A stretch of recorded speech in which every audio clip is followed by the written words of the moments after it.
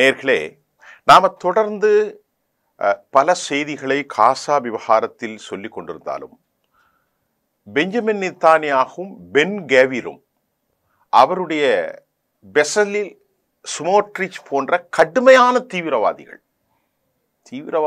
Hamas தீவிரவாதி என்று சொல்வதை விட இந்த தீவிரங்களையும் நாம் மனிதர்களை 61,000 பேரை படுகொலை செய்து 1,50,000 மேற்பட்ட மக்களை முடமாக்கியவர்கள் அஹிம்சாவாதிகளா என்பதை நீங்கள் புரிந்து கொள்ள வேண்டும். சிலர் விவகாரம் தெரியாமல் பேசிக் கொண்டிருக்கிறார்கள். ஹமாஸ் என்று நாங்கள் ஒருபோதும் ஆதரிப்பது அல்ல. ஆனால் சொந்த மண்ணை மீட்பதற்காக பேச்சுவார்த்தை நடத்துகிறீர்களே, அப்படி என்றால் நீங்கள் பேச்சுவார்த்தை நடத்துகிறீர்கள். அமெரிக்கா பேச்சுவார்த்தை நடத்துகிறது, ஸ்டீவ் விட்காஃப் பேச்சுவார்த்தை நடத்துகிறாரே, அதே மாதிரி முசாத் அமைப்பு சின்பெட் ரெப்ரசன்டேட்டிவ் வந்து பேச்சுவார்த்தை நடத்தினார்களே, கத்தர் எகிப்து பேச்சுவார்த்தை நடத்துகிறதே. அப்ப தீவிரவாதிகளா? அப்ப தீவிரவாதிகளை ரெகக்னைஸ் பண்றீங்களா நீங்க அப்படிங்கிற ஒரு கேள்வி ஏற்படும். உண்மையிலேயே காசாவில் என்ன நடக்கிறது?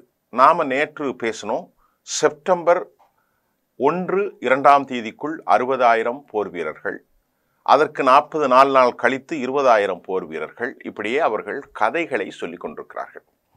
பெஞ்சமின் நெத்தானியாகு களத்திற்கு போகிறார், அவர் சென்று வரைமுறைப்படுத்த போகிறார் என்றெல்லாம் கதைகள் விடப்படுகிறது. உண்மையிலேயே காசாவுடைய நிலை என்னவென்றால், காசாவில் மக்கள் பெரிய துயரத்தை சந்தித்துக் கொண்டிருக்கிறார்கள். கிட்டத்தட்ட 190 குழந்தைகளும் மேல் உணவு பற்றாக்குறையால் பலமிழந்து சத்து இழந்து மரணித்து போனார்கள். 1,500 பேர் வரைக்கும் கடுமையாக பசியால் அவர்கள் இந்த நொம்பலத்தில் சிக்கியிருக்கிறார்கள். 2 மில்லியன் மக்கள் டிஸ்பிளேஸ்டு ஒவ்வொரு பகுதியாக அலைந்து கொண்டிருக்கிறார்கள். காசா சிட்டியிலிருந்து 1 மில்லியன் மக்களை வெளியேற்றி தெற்கு பகுதி வழியாக ரஃபாவை விட்டு அவர்கள் வெளியேறி அந்த மண்டலத்தை தாம் பிடிக்கணும்னா ஒரு சர்வதேச அதிகளை விட மோசமாக இஸ்ரேலிய இராணுவத்துறை கர்ட்ஸ் மற்றும் சுமோட்ரிச், அதை சார்ந்து பெஞ்சமினும் பேசுறாங்க. இதுதான் அவனுடைய திட்டம். இது அமெரிக்காவுடைய ஆசீர்வாதத்தோடையே நடக்கிறது. இப்ப பெஞ்சமின் என்ன சொல்றாருன்னா, 1 மில்லியன் அளவிற்கு உணவு கொடுத்தான இவரு. இந்த உணவை நாங்கள் கொடுத்ததை மாதிரி யாரும் கொடுக்கவில்லை, ஐநா பொய் சொல்கிறாங்க அப்படிங்கிறார். அப்படி என்றால் இந்த உணவை அனைத்தையும் கடத்தி கொண்டு சென்றது ஹமாஸ், அவர்கள்தான் இந்த பிரச்சனை என்று ஒரு ஜமுகாலத்தில் வடிகட்டிய பொய்யை இஸ்ரேலிய பிரதமர் பெஞ்சமின் நெத்தானியாகு கூறுகிறார். அவர் வாயை திறந்தாலே பொய்யன்தான். பொய்களில் பொய்யும் கூட இரக்கமற்ற ஒரு மனிதன்.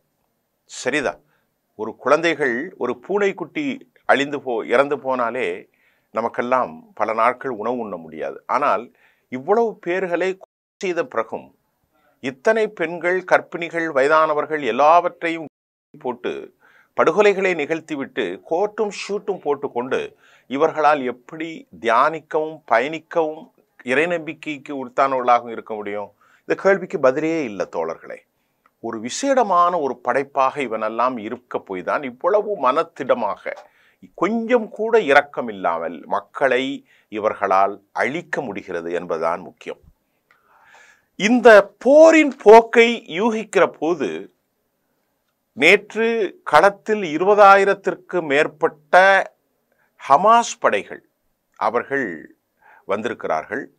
அதில் அல் குஸ், அல் கஸம், ரஜோரம் வந்து கலிபர் தாக்குதலை நடத்தினார்கள் என்று நாம் சொன்னேன். அதை மறுபடியும் நாங்கள் உறுதி செய்கின்றோம். இது உருவாக்கம் செய்யப்பட்ட ஒரு வலிமையான அந்த லோக்கல் அட்டாக். அது ஒரே நேரத்தில் 25 ராக்கெட்டுகள் ஒரே நிமிடத்தில் ஏவ முடியும் என்றும், ஐடிஎஃப் வந்து இந்த ஆபரேஷனில் கடுமையான தாக்கத்தை சந்தித்திருக்கிறார்கள். Point number 1. அல் கஸாம், ஏற்கனவே நான் சொன்ன மாதிரி கூடியிருந்த அந்த கேதரிங் மிலிட்ரி மேல ஐடிஎஃப்ஐ அவர்கள் தாக்கியிருந்தார்கள். 2. 3வது, இந்த 60,000 வீரர்கள் நுழைவதற்கு முன்பே இந்த வலிமையான தாக்குதலை ஹமாஸ் நடத்துவதன் மூலம் ஒரு செய்தியை அவர்கள் சொல்கிறார்கள். நீங்க உள்ள வந்தா இன்னும் பயங்கரமான அழிவை சந்திக்க வேண்டும் என்பதற்காகத்தான் இப்போது ஒரு vibrant attack has been made. ஒரு சுறுசுறுப்பான தாக்குதல், டிராஸ்டிக், ட்ரெமெண்டஸ், வியக்கத்தகு கடுமையான தாக்குதல்களை அவர்கள் செய்வதற்கு காரணம் ஒரு மெசேஜை கன்வே பண்றான். உள்ள வந்துடாத, இதுதான் உனக்கு கதின்னு. அப்ப இதை பார்த்து கொண்டு வந்த ரிசர்வ் ஆர்மியும் காம்பேட் ஜோன்ல என்டர் பண்ணக்கூடிய நார்மல் பிராக்டிஸ் பெற்றவர்களும் உள்ளே செல்வார்களா? அப்ப அவர்களுக்குள் எவ்வளவு தயக்கம் வரும்? இது ஒரு யுக்தி, இது ஒரு போரியல் யுக்தி. இந்த போரியல் யுக்தியின் மூலம் தற்போது அல் குஸ் படைகளும் அல் கசாம், இவர்கள் 2 பேரும் ஹமாஸ், இதை அல்லாமல் அல் அக்ஸா மேட்ரியர்ஸ் மற்றும் இஸ்லாமிக் ரெசிஸ்டன்ட் ஆக்சிஸ் ஒவ்வொரு குழுக்களாக இருப்பதாக நமக்கு தகவல் வருது. ஒவ்வொரு குழுக்களிலும் 10,000 5,000 போர் வீரர்கள் இருப்பதாகவும், இவர்கள் அனைவரும் தற்போது ஒருங்கிணைந்துதான் இந்த போரில் ஈடுபட்டிருக்கிறார்கள் என்ற செய்திகள் களத்திலிருந்து வருகிறது. அப்ப நம்ம முதல்ல ஹமாஸை மட்டும்தான் பேசிக் கொண்டிருக்கிறோம். ஹமாஸ் அல்லாத சிறு குழுக்கள் 3000 பேர் கொண்ட படையணி வீரர்கள், 5000 10,000 என்று இருக்கிறார். அதெல்லாம் சேர்த்தா லட்சத்திற்கு மேல் இருக்கலாம் என்ற தகவல்களும் நடுநடுங்க வைக்கிறது ஐடிஎஃப்ஐ. ஏன்னு கேட்டா இவர்கள் அனைவரும் மரண குழியிலே புதைவதற்கு போர், ஊரை காப்பாற்றிக் கொள்வதற்கு போர், அவர்கள் ஊரை விட்டு ஓடி வாழ்வதற்கான போர். இது நம்ம உளவியல் ரீதியாகவே சிந்திக்கலாம் இந்த போரின் முடிவுகள் எப்படி அமையும் என்று. ஆகவேதான் களத்தில் அவர்கள் இறங்குவதற்கு அச்சமுட்டு வான்வெளிகளின் மூலமாக பம்பாடன் குண்டுகளை போட்டு மக்களை அழித்து நாங்கள் ஹமாஸை, அதனுடைய விவகாரம் என்னவென்றால் ஹமாஸ் மக்களோடு மக்களாக இருக்கிறார்கள். ஹமாஸை இவர்களால் அடையாளம் காண முடியாது. அவர்கள் டனலில் பதிந்து, அதாவது அந்த டனல்ல அது என்ன சொல்றது, சுரங்கத்துக்குள் இருக்கிறனாலும் இந்த சுரங்கத்திற்குள் உள்ளே போனால் மரணம்தான் என்பதையெல்லாம் அவர்கள் யாரும் போகல. 2 ஆண்டுகளாக எல்லாம் செய்து பார்த்து முதல்ல கதைகள்லாம் விடப்பட்டது. கடலை கொண்டு அலைகளாக உள்ளே போட போகிறார்கள், மேலிருந்து பம்பார்டன் B2 போட, ஒன்றும் நடக்கல தோழர்களே. இன்றைக்கு ஆகஸ்ட் மாதம் இந்த முடிய போகிற இந்த நாள் வரை கடலையும் விடவில்லை, ஆட்களும் உள்ள போகல, 2 லட்சமும் போகல, ஒன்றும் நடக்கல. ஆனால் சில பகுதிகளில் ஃபுல்லா பஃபர் ஜோனை அமைச்சிருக்கிறாங்க. பெரும்பான்மையான இடங்கள் அவர்கள் இருக்கிறார்கள். ஆனால் அவர்கள் அப்படி இருந்து கொண்டு இருக்க முடியாது அல்லவா? இப்போ காசாவை அவர்கள் ஆக்கிரமிப்பதற்கு கான் யூனிஸை அவர்கள் இதனால் பெற முடியல. அல் ஜெய்தூன்ல இப்போ சண்டை பிடிச்சிக்கிட்டு இருக்கிறாங்க. பிலடெல்பி காரிடார் மற்றும் நட்சான், அதாவது நட்சாரின் இந்த பகுதிகளில் அவர்கள் ரஃபாவின் எல்லை ஊடமாக ஆயுதங்கள் வந்து கொண்டிருக்குதான் இருக்கிறது. ஆயுதங்கள் வராவிட்டால் அவர்களால் எப்படி போரிட முடியும்? நல்லா செய்யுங்க. பிலடெல்பி காரிடார்ல மட்டும் ரஃபா போற வச்சிருந்தா இதுவரைக்கும் ஆயுதங்கள் வராமல் இருக்கும். அப்போ அவர்களுக்கு ஆயுதங்கள் வேறு பகுதிகளில் வேறு நிலைகள்லேருந்து வருது. அது அனைத்தும் சுரங்கப்பாதை, அதெல்லாம் கண்டுபிடிக்க இவர்களுக்கு திறனையும் இல்லை, இவர்களால் முடிவும் செய்யாது என்பதை இன்டர்நேஷனல் போரியல் ஆய்வாளர்கள் ரொம்ப தெளிவாக சொல்லிட்டாங்க. ஆனால் ஒரு கருத்து என்ன வெளியதுன்னா, பெஞ்சமின் இந்த போரை ஒருபோதும் நிறுத்த மாட்டார். ஏனென்றால் நிறுத்தினால் அவர் 2 1 பங்கு மக்களின் விரோதத்தை சம்பாதித்திருக்கிறார் இஸ்ரேல்ல. அவ்வளவு பேரும் ஓட்டை மாற்றி போட்டுருவான். ஏற்கனவே இவருக்கு மேல் ஏராளமான குற்றச்சாட்டுகள், இவர் சந்தித்திருக்கிற ஸ்கேம், PMO அலுவலகம், நீதித்துறை வளைத்தது, சர்வதேச நிதிகளை பெற்றது, அதை போட்டு இன்டர்நேஷனல் கிரிமினல், எல்லாவற்றையும் இவன் சந்தித்துத்தான் ஆக வேண்டும். ஆக இவர் இதிலிருந்து தப்ப வேண்டும் என்றால் போரை தொடர வேண்டும். இதுதான். அப்போ இப்போ நேற்றைக்கு இன்றைக்கும் இஸ்ரேலுக்குள்ள ஒரு பெரிய எழுச்சி வந்திருக்கிறது. ஆக இந்த சூழ்நிலையில் ஹவுதிகளுடைய தாக்குதலின் மூலம் ஈரான் ஒரு செய்தியை சொல்கிறது.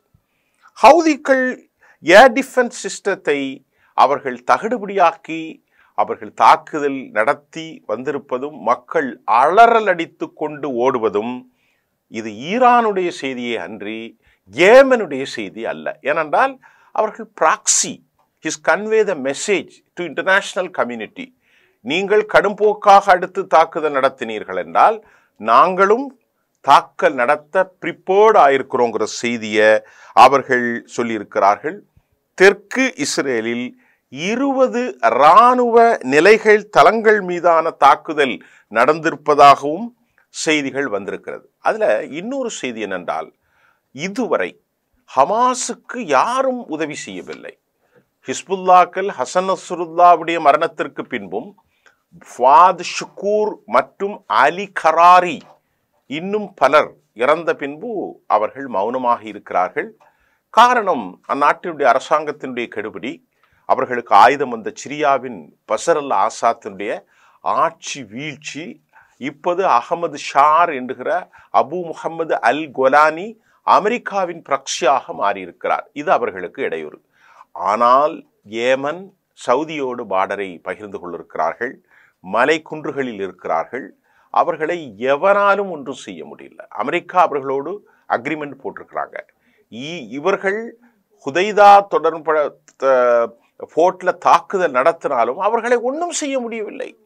ஒவ்வொரு வெள்ளிக்கிழமையும் லட்சக்கணக்கான மக்கள் கூடி தாங்கள் இறுதி வரை தங்கள் பிரதர்ஹுட் ஆக்டிவிட்டீஸில் அவர்கள் மத நம்பிக்கையின் அடிப்படையில் we are along with people of Gaza அவர்களோடு தான் இணைந்து நிற்பார்கள் என்ற செய்தி அவர்கள் பகிர்ந்து கொண்டே இருக்கிறார்கள் என்று நாம் பார்க்கிறோம்.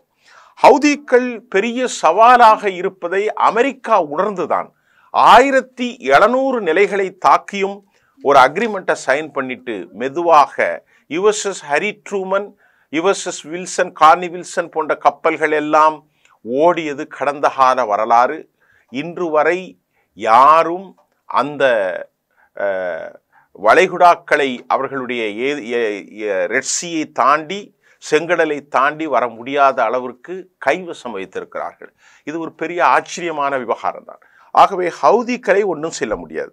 அதுமல்லாமல் இப்பொழுது ஈரான் ஒரு நிலையான 1404 என்கின்ற எக்ஸைஸை ஓமன் மற்றும் இந்திய பெருங்கடலிலே அவர்கள் நடத்தி உலகம் முழுவதும் தாங்கள் அமெரிக்காவையும் இவர்களையும் சந்திக்க தயார்.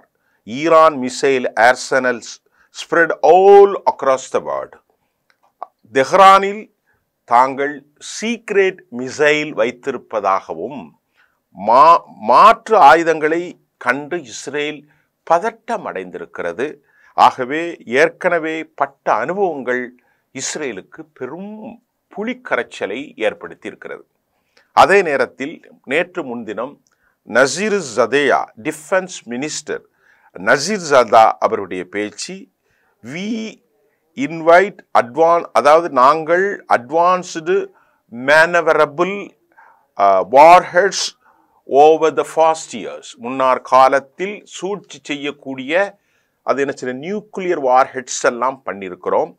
தற்போது இதை தவிர்த்து கல்ஃப் ஆஃப் ஓவனில் ஈரானுடைய navy tested fired the cruise missile in the Gulf of Oman, shore to உள்பகுதி இருந்து தரைத்தளங்கள். இப்படி கடுமையான ப்ராக்டிஸை அவங்க செய்கிறாங்க. ஏர்கிராஃப்ட்ஸு CJ-10ம் 40க்கும் மேற்பட்டவைகளும் அதுக்கு முன்னாடி சீனாவோடு அக்ரிமெண்ட் போட்டு ஹட் பீன் டன், அதுவும் முடிஞ்சிருக்கிறது. அப்போ அந்த ஏர்கிராஃப்ட்ஸ் பயிற்சியும் வருகிறது. சீனா வலிமையாக அவர்களுக்கு ஆதரவு அளிக்கிறது. பயிற்சிகளை அல்ல, ஆயுதங்களை அவர்கள் கொடுத்து கொண்டிருக்கிற செய்தியும் நமக்கு வருகிறது. ஈரான் நாங்கள் பல்வேறு தேசங்களில், நேற்று ஈரான் வெளியிட்ட அடுத்த செய்தியில், நாங்கள் பல்வேறு நாடுகளில் வெப்பன் ஃபேக்டரிஸை கட்டமைத்துள்ளோம் என்றும் ஈரான் மீண்டும் ஒரு அச்சுறுத்தலை சொல்லியிருக்கிறது. அவர்களுக்கு பல்வேறு நாடுகளில் என்றால் எந்தெந்த நாடுகளில் என்பதும் தெரியாது. எல்லாம் பொய் சொல்வோர்கள் அல்ல, சாதனைகளை நிகழ்த்தி தாக்குதலை நிகழ்த்தி விட்டு பேசுகிறார்கள். அவர்களுடைய சிஜில், அல் ஃபத்தா, கெய்பர் ஷோம், நிறைய தாக்குதல்கள். இதை தாண்டி தான் சொல்றாங்க, அணு ஆயுதங்கள் அல்லாத இன்னும் அபாயகரமான கட்டமைப்புகளை நாங்கள் சீக்ரெட்டா வச்சிருக்கிறோம். உலகம் முழுவதும் நாங்கள் வி கன்ஸ்ட்ரக்டட் நிறைய த ப்ரோக்ராம்ஸ் அண்ட் ஆர்சனல்ல நிறைய வி வேர் இன்வென்டட் நிறைய பண்ணியிருக்கிறோம். ஆன்கோயிங் த ப்ராசஸ், எச்சரிக்கையாயிரு அப்படின்ட்டு ஈரான் சொல்லியிருக்கிறது. அது சமய 15 நாட்கள் இந்த போர் நடந்திருந்தால் நீங்கள் இழப்பது மிக அதிகமாக இருந்திருக்கும். இந்த மிசைல் இஸ்ரேலுடைய ஏர் டிஃபென்ஸை தடுக்க இயலாது, எங்களுடைய மிசைலை ஏர் டிஃபென்ஸால் தடுக்க முடியாது என்பதை நாங்கள் நிரூபித்திருக்கிறோம். தாட் சிஸ்டத்தை கொண்டு வந்தார்கள், பெட்ரியாட் இருந்தது, அதே போன்று அவர்களுடைய அயன்டோம், அயன் பீம், அது மாதிரி aero defence, David chilling, aero 3 எதுவுமே வேலை செய்யல. டோட்டலி எல்லாம் ஹஸ் பீன் பேரலைஸ்ட். அது முடங்காக மாறிவிட்டது. தடுக்க சக்தி இல்லை. அவ்வளவும் அடுத்தனால தான் இவ்வளவு பெரிய உயிர் பலி. ஏன்னா இஸ்ரேல் எதுவும் சொல்ல மாட்டாங்க. ஒரு 3000 பேர் இறந்தா 30 பேர் சொல்லுவான். இன்னைக்கு வரைக்கும் 30 பேர் தான் இறந்தான்னு சொல்லிட்டு இருக்கான். இப்போ நம்ம அந்த கணக்கை நம்ப வேண்டியதில்லை. ஆனால் இவங்க ஓப்பனாக டிஸ்க்ளோஸ் பண்ணிடுறாங்க. ஆகவே இந்த 15 நாட்களுடைய போரில் நாங்கள் வி ப்ரூவ்ட் அவர் எஃபிகசி. யார் சொல்றா? தெஹ்ரான் சொல்கிறது. நாங்கள் எங்களுடைய எஃபிகசியை, எங்களுடைய வைப்ரண்ட் ஆக்டிவிட்டியை, திறன் சார்ந்த நிலைப்பாட்டை நாங்கள் நிலைநிறுத்தி இருக்கிறோம். அதே மாதிரி அவர்கள்ட்ட காசம் பஷீர் இப்போது ஒரு மிக முக்கியமாக ஒன்று கண்டுபிடித்திருக்கிறார்கள். அதனுடைய பெயர் காசம் பஷீர். அது இப்பொழுது ஏவ மாட்டோம். இது மீடியம் ரேஞ்சஸ்லையும் இருக்கிறது, மிடில் ரேஞ்சஸிலும் இருக்கிறது, லாங் ரேஞ்சிலும் இருக்கிறது. அதாவது இது 1200 கிலோமீட்டர் துல்லிய டிசைசிவ் அட்டாக்காக வைக்கக்கூடிய இந்த காஷிம் பஷீர் அல்லது பஷர், இதுவும் இப்பொழுது ஒரு மிரட்டலாக இருக்கிறது. டோட்டலாக நாம் இப்போ பார்க்கிறோம். இந்த நிகழ்ச்சியில் முடிவுக்கு என்ன வருகிறோம் என்றால், ஹவுதிகளும் ஈரானும் உறுதியாக இருக்கிறார்கள். ஈரான் என்றால் ஹவுதி, ஹவுதி என்றால் இது ஒன்று. அவர்கள் 1404 கடல் பயிற்சியின் மூலம் அமெரிக்காவுக்கு ஒரு செய்தியை சொன்னார்கள். இதை பட்ட அனுபவத்தின் மூலம் இஸ்ரேல் நிறைய அனுபவத்தை பெற்றிருக்கிறார்கள். இஸ்ரேல் தற்போது வாருக்கு தயாராகி கொண்டிருக்கிறார்களா? நிச்சயமாக.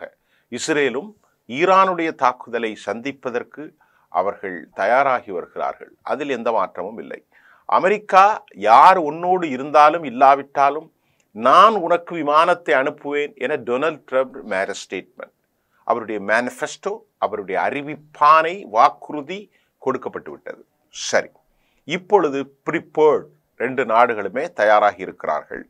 இப்பொழுது ஈரானுடைய தலைவில் சொன்னது, நாங்கள் மிக குறைவான தாக்குதலில் இதை செய்திருக்கிறோம், இன்னும் நீ எதிர்பார்க்காத விஷயங்கள் நடக்கப் போகிறது, பொறுத்திருந்து பார், உலகம் முழுவதும் நாங்கள் இதை கட்டமைத்து கொண்டிருக்கிறோம் என்ற செய்தி உலகத்திற்கு, யூரோப்பிய யூனியனுக்கும் அது நல்ல செய்தி அல்ல, அமெரிக்காவுக்கும் அது நல்ல செய்தி அல்ல, குறிப்பாக யூதராஜ்யத்திற்கு எந்த நிலையிலும் நல்ல செய்தி இல்லை. முடிந்தது ஒன்று. அடுத்து, இப்பொழுது ஹமாஸ் கடைசி வரைக்கும் அழிந்தாலும் அழிந்து போவோம் தவிர ஒருபோதும் ஆயுத மௌனிப்புக்கோ டிசர்ம் கீழ் வைப்பதற்கோ தயாராக இல்லை. ஆகவேதான் 60,000, 40,000, 20,000, அதே போன்று கிடியன் சார்ஜ் பி 2வது அலை வேவ்ஸ் என்ன சொன்னார்கள்? செப்டம்பர் முதல்ல 1வது நாளைக்கு மறுநாள் 2 நாளைக்கு கழிச்சு செப்டம்பர் அட்டாக், செப்டம்பர்னு ஒரு அடுத்த வார அட்டாக், அதுக்கப்புறம் நவம்பர், டிசம்பர், 26, பிப்ரவரி, மார்ச், இந்த 3-4 வேவ் வச்சு அனௌன்ஸ் பண்ணியிருக்காங்க. இது வெறும் வாயு வார்த்தைகள் தான். இதை இம்ப்ளிமெண்ட் செய்யறதற்கு எந்த கட்டமைப்பும் இல்லாமல் ஆட்கள் ஓடிக்கொண்டிருக்கிறார்கள். இதுதான் உண்மை, நான் சொல்லலை. இஸ்ரேல் டைம்ஸில் உள்ள செய்தியை தான் உங்களுக்கு நான் அப்படியே சொல்கிறேன். புரியுதா? இதெல்லாம் அறிவிப்பானை செஞ்சாலும் எதுவுமே நடக்கலை, எதுவும் நடக்க சாத்தியமும் இல்லை, யாரும் வரமாட்டாங்க. எலைட் ஃபோர்ஸே அங்கேருந்து எஸ்கேப் ஆயிட்டான், எல்லாருமே ஓடி வர்றாங்க. மக்கள் யாரும் போறதுக்கு தயாராக இல்லை. 50 வயசுக்கு மேலே உள்ளவனை தான் வலுக்கட்டாயம் வச்சுருக்கான். 25 வயசு 30 வயசுலாம் காம்பேட் ஜோனில் போகல, ரிசர்வ் ஆர்மியும் போகாது. இதை போனால் என்ன நடக்குங்கிறத அல் கசாம், அல் குஸ், அல் அக்ஸா மேட்ரியார்ஸை தாண்டி ஏராளமான இஸ்லாமிக் ரெசிஸ்டன்ட் ஆக்சிஸ் నుండి டு ப்ரொஃபஸ் அண்ட் ப்ரொப்ளகேட், அதாவது ப்ரொஃபஸ் பண்ணுறாங்க ஒரு செய்தியை, என்னன்னா நீ உள்ள காலை வச்சா காலி. அந்த நிகழ்வு தான் இப்பொழுது கொடுமையாக இருக்கிறது. இதுக்கெல்லாம் மிக நல்ல மனிதனாக நான் 1 மில்லியன் 1 டன், அதாவது 1 மில்லியனை நான் சாப்பாடை கொடுத்துருக்கேங்கிறான் பெஞ்சமின். சொல்வது பொய், நயவஞ்சகத்தனம், எதுவுமே உண்மை கிடையாது. இரக்கமே இல்லாத இந்த மனிதர் பொய் சொல்கிறார். அதை அனைத்தையும் கடத்தி கொண்டு சொன்ன பொய் சொல்கிறார். சொல்லிட்டு மறுபடியும் பேச்சுவார்த்தைக்கு ஏன் போற?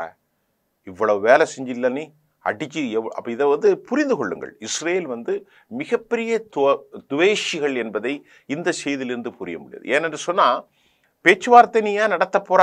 நீ தான் எல்லா ஆயுதங்களும் வச்சிருக்கே, துவம்சம் செய்ய போகிறிய. கசாவின் பல பகுதிகள் பஃபர் ஜோன் உங்ககிட்ட தானே இருக்கு. வேற ஏன் பேச்சுவார்த்தைக்கு போகணும்? பிடித்து விட்டு டெக்ளேர் பண்ணி செட்டிலர்ஸை கொண்டு பண்ணலாமே. அங்கதான் சர்வதேச போரியல் வல்லுநர்களும் பொலிட்டிக்கல் அனலைஸ்ன்னு சொல்றார்கள், அவர்களுக்கு எதுவும் இயலவில்லை. இதெல்லாம் பாதி பொய். உண்மை அவர்களுக்கு தெரியும். 2 ஆண்டுகளாக நாட்டினுடைய ஜிடிபி டிக்ளைன், இம்போர்ட் எக்ஸ்போர்ட், சுற்றுலாத்துறையின் வருமானங்கள் எதுவுமே இல்லை. மக்கள் டிஸ்பிளேஸ் ஆயிட்டாங்க. யூதர்கள் இனி இந்த நாட்டில் வாழ தயாரில்லை என்று அவர்கள் தேர்ந்தெடுத்த நாடு 2. ஒன்று அமெரிக்கா, மற்றொன்று பிரான்ஸ். பக்கத்தில் இருக்கக்கூடிய கிரீஸில் பல தீவுகளுக்கு போயிருக்கிறாங்க. உண்மையிலேயே எவ்வளவு காலம்தான் பெஞ்சமினாலும் பென்கேவிராலும் பெசரேல் ஸ்மூட்ராட்சியும் கொண்டு போக முடியும் என்பதை அடுத்தடுத்த செய்திகளோடு பார்ப்போம். நன்றி.